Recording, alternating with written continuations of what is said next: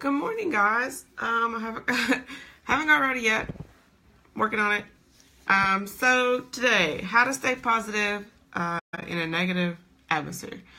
So I got to thinking this morning, and I'm actually going to touch a little bit on what I posted earlier today, which was the fact that there was a news article about millennials. And normally when we hear the word millennials, the next thing to come out of someone's mouth is something ridiculously negative. Like how it's our fault that we're in the situation that we're in and we don't know how to do things correctly. And we were given all of the golden tools when really we were given crap and made to make something wonderful out of it. But not going to get into that. So it's the same thing you see day in and day out where essentially we just have a different time period and a different group of things that are happening to us than the generation before us. And so a lot of us are having to make do, and a lot of us are not learning those wealthy tips and tricks that other people learned in a previous generation. We're having to make do with what we have and push forward and do great things in order to provide for our families and make a secure future for ourselves. And so, that's why I always, hey Elaine, that's why I always talk about financial health just as much as I talk about, overall physical health and wellness. And it's because it's really important for us to teach this new generation that's coming, behind me, how important wealth and investment and saving your money really truly is. I come from a generation where instant gratification is necessary right this minute. That's why you have things like Instagram and Facebook and all of the social media outlets, because we want people to like us and we want people to talk positively about us, and we want to dive into something we can see and feel right now. And that's why you get the shopping experience that you do from millennials. That's the reason why you see us in ridiculous amounts of credit card debt and all of this craziness that never should have happened in the first place. And so it just really kind of warmed my heart this morning to see people talking about millennials in a positive light and to show that we actually have a better savings plan than what they thought we did. They thought that we were just out here frivolously spending money and being crazy and spending all of our time on social media and wanting to be seen and heard. And really, we're working businesses. And that's what social media has done for us. It was a platform that was a small vision created in somebody's freaking college dorm room in a meeting between 5 dudes that all of a sudden became millionaires because of social media, which would be Mark Zuckerberg, if you don't know who I'm talking about. But those people saw something that they would be able to cash in on, and they did. And so now we have this whole realm of people that are able to use social media for marketing purposes. And because they use social media for marketing purposes, they're able to bring home money to their family, and they're able to save beyond a 401k. Because let's just be real. If you have a 401k, I am not being negative towards you or trying to be offensive.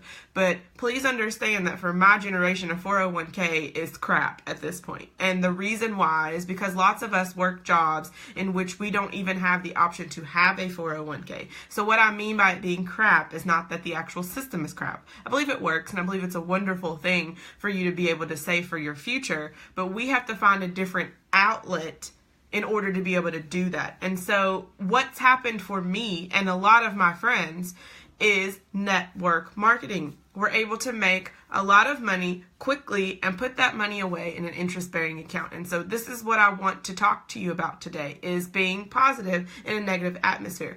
That doesn't just revolve around your brain and you waking up in the morning, which it does.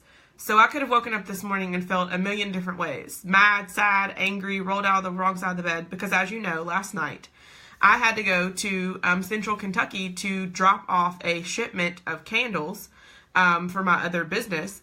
And I had to drive 2.5 hours there and 2.5 hours back last night with a 2-year-old. It was actually a really good experience. We got to spend some really good time together in the car, and he got to learn how to work the business even though he's 2, and we got to see our family, and it was good. But I could have woke up this morning tired, brain in a fog, angry at the world, and I didn't. I woke up blessed and grateful and humble that it's me that was chosen to be able to do this. And so that article this morning got me just thinking on a whole nother wave of minimalism and how this generation is really choosing to not have credit cards. And if you can't me and my significant other go into the store all the time, and this is what we say: if you can't buy it with cash, don't buy it, period. And so we're very thankful and blessed to be able to have that mentality. And now, he still works a regular 9 to 5 because he's comfortable with that and that's what he likes to do.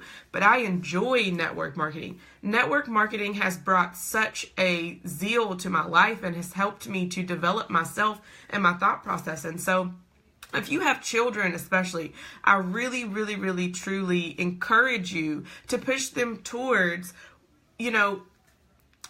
the thought process of let's think positive every day. Let's replace negativity with positivity. Let's save. Let's do things that are going to be good for our future. Let's show them how to invest. Let's show them how to build wealth. Let's show them how to do the things that maybe we weren't taught.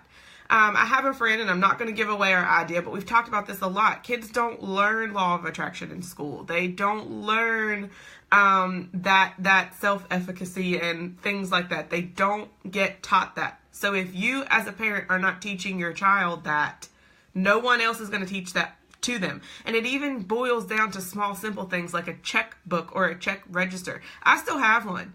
I'm 30 years old and I have a check register, and I don't care who laughs at me. That keeps me on track. So you can do it digitally, or you can do it the old-fashioned way like I do and write it down. But I write down every receipt because I want to keep track of every single dime. I want to know at all times what I've got where and when.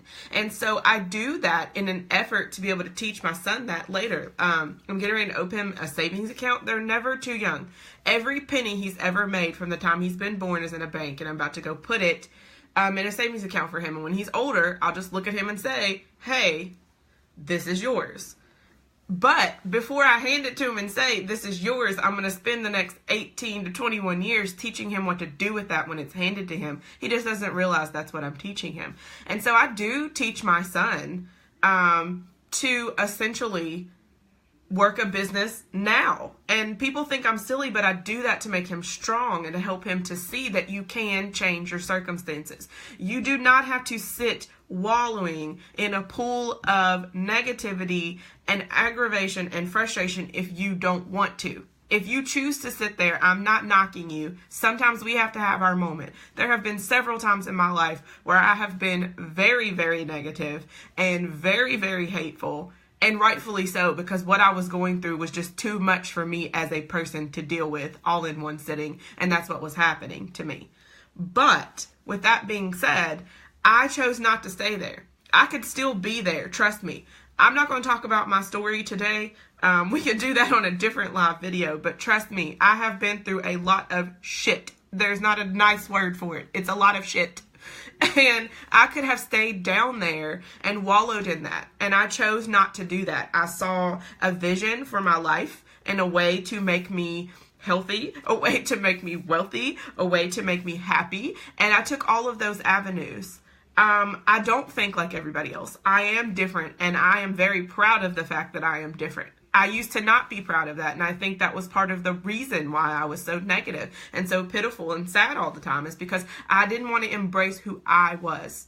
And the moment that I embraced who I was, and the moment that I embraced all of the crazy, silly things within myself that other people might not like, and I said, you know what? I don't care if they like it or not. I became a much happier person. And so today I encourage you, when you wake up in the morning, to really, before you even put your feet on the ground, get your mind and your head in the right space. Take a second to think about how your day is going to go. Don't think about negatives. Don't think about that person at work that's getting on your nerves. Don't think about that project that's due that's giving you hives and anxiety. Don't think about those things. Wake up and think about what you can do in here that is going to change that day for you and make it positive. I woke up on Monday morning in one of the best moods I have ever been in my entire life. And normally Mondays, for everybody that's got a 9 to 5, is ridiculous. You wake up and you're like, oh God, not again. But it's again, because you have to pay bills. And so you get up and you go and you do it. I woke up Monday just motivated, ready to go, ready to jump out of the bed and just get to it. And I did that, and I had a very productive day on Monday. I've had a productive day this whole week thus far, but you know, Mondays are hard sometimes. And so I do care about you, and I want you to feel good and feel better. And, sometimes there isn't a supplement for that. Today, we're not going to talk about chromium and alpha lipoic acid and a pink drink. Today, we're going to talk about what got me to that pink drink. And it is that I really needed to have a supplement for my brain. And I'm not talking about a pill you swallow or an energy drink you drink. I'm talking about the way that you seriously sit down and facilitate what's going to happen in your mind for that day. You can change things. You do not have to live a life of mediocrity. You do not have to live a life of aggravation, frustration, and anger. You don't have to. Put your head in a different space and learn how to rise above the negativity. I'm not telling you to sit in a negative situation and just sit there for the next 40 years, but what I am telling you is make it what it needs to be right now until you can change the circumstance physically. So fix your mind, fix your vision, and then work on changing the physical elements. So this morning, I hope you have a great day. It's Thursday. For those 9-to-5ers, we're almost there. It's almost Friday. It's almost the weekend. And so just stay positive. I believe that you can do it, and I'm going to do it too, and we're going to have a great day today, and I can't wait to see you again on live. So have a great day. Remember to stay positive, positive vibes, and I'll be thinking of you today and sending some positive vibes your way. So have a great day, and I'll see you guys later. Bye.